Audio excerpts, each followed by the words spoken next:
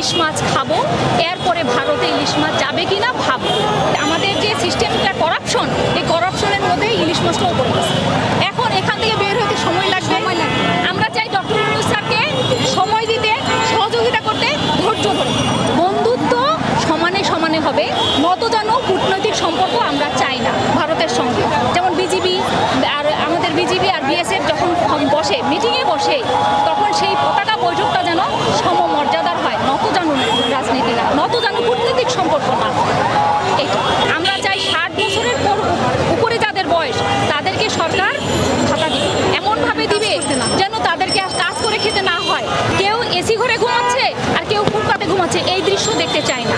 আমরা চাই সকল শহীদকে সম্মান দেওয়া হোক। 71-এ যেভাবে শহীদদের মুক্তিযোদ্ধাদেরকে আমরা সম্মান দিয়ে আসছি, 24-এর মুক্তিযোদ্ধাদেরকেও ঠিক সেভাবেই সম্মান দিতে হবে। এবং দুর্নীতি, লুটপাট সব কিছু আমাদের দেশ থেকে যেন একেবারে নিঃশেষ তো হবে না, বলা যাবে না, একেবারে শূন্যের কোঠায় নিয়ে আসার চেষ্টা করতে হবে। শুধু শহীদ না, যারা আহত হয়ে হসপিটালে কষ্ট পাচ্ছেন তাদের জন্যও খারাপ লাগছে। আমরা চাই সকল শহীদকে সম্মান দেওয়া হোক। 71-এ যেভাবে শহীদদের মুক্তিযোদ্ধাদেরকে আমরা সম্মান দিয়ে আসছি, 24-এর মুক্তিযোদ্ধাদেরকেও ঠিক সেভাবেই সম্মান দিতে হবে। আর যারা আহত হয়ে হসপিটালে কষ্ট পাচ্ছেন, কাতরাচ্ছেন, প্রয়োজনে তাদেরকে বিদেশে নিয়ে চিকিৎসার ব্যবস্থা করতে হবে।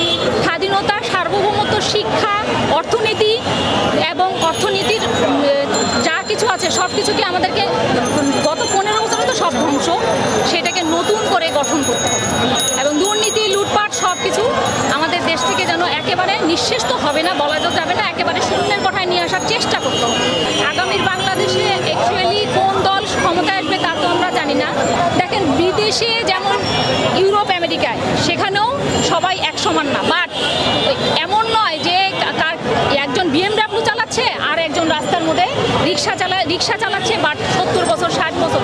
আমরা চাই 60 বছরের উপরে যাদের বয়স, তাদেরকে সরকার ভাতা দিবে, এমনভাবে দিবে যেন তাদেরকে কাজ করে খেতে না হয়। যেমন কেউ এসি ঘরে ঘুমাচ্ছে আর কেউ ফুটপাতে ঘুমাচ্ছে, এই দৃশ্য দেখতে চাই না, এই দৃশ্য দেখতে চাই না। আর তার সাথে আমি বাঙালি হিসেবে এই মিডিয়ার সামনে একটাই বলতে চাই, আগে আমরা ইলিশ মাছ খাবো, এরপরে ভারতে ইলিশ মাছ যাবে কিনা ভাববো। যে ইলিশ মাছ আগে আমরা বাঙালিরা খাবো, এরপরে কোথায় দিব সরকার খাবো। ইলিশ মাছের কথা বলেন, ভারতে রপ্তানি হচ্ছে না, যেহেতু রপ্তানি হচ্ছে না, দাম সেই একই অবস্থায় আছে, কেন এটা হচ্ছে? এখনো তো ইলিশ মাছ আহরণটা ওইভাবে শুরু হয়নি, মাছ পাওয়া যাচ্ছে না। আমি জানি যতটুকু, সেদিন আমি পেপারে দেখলাম যে মাছ পাওয়া যাচ্ছে না। এখন কেন যাচ্ছে না এটা তো আর বলতে পারবো না। আকাশ ছোঁয়া দাম কেন? এই সরকারটা এক মাসও হয়নি মনে হয় এই সরকারের বয়স। তো এত অল্প সময়ে আপনি 15 বছরে যেটা যতগুলা দুর্নীতি, যে সিস্টেম, সেই সিস্টেমটাকে ধ্বংস করে দিয়েছে। যে আমাদের যে সিস্টেমটা করাপশন, এই করাপশনের মধ্যে ইলিশ মাছটাও পড়ে গেছে। এখন এখান থেকে বের হতে সময় লাগবে। আমরা চাই ডক্টর ইউনূস স্যারকে সময় দিতে, সহযোগিতা করতে, ধৈর্য ধরে। ভারত আমাদের প্রতিবেশী রাষ্ট্র, প্রতিবেশীর সঙ্গে তো শত্রুতা করা যায় না।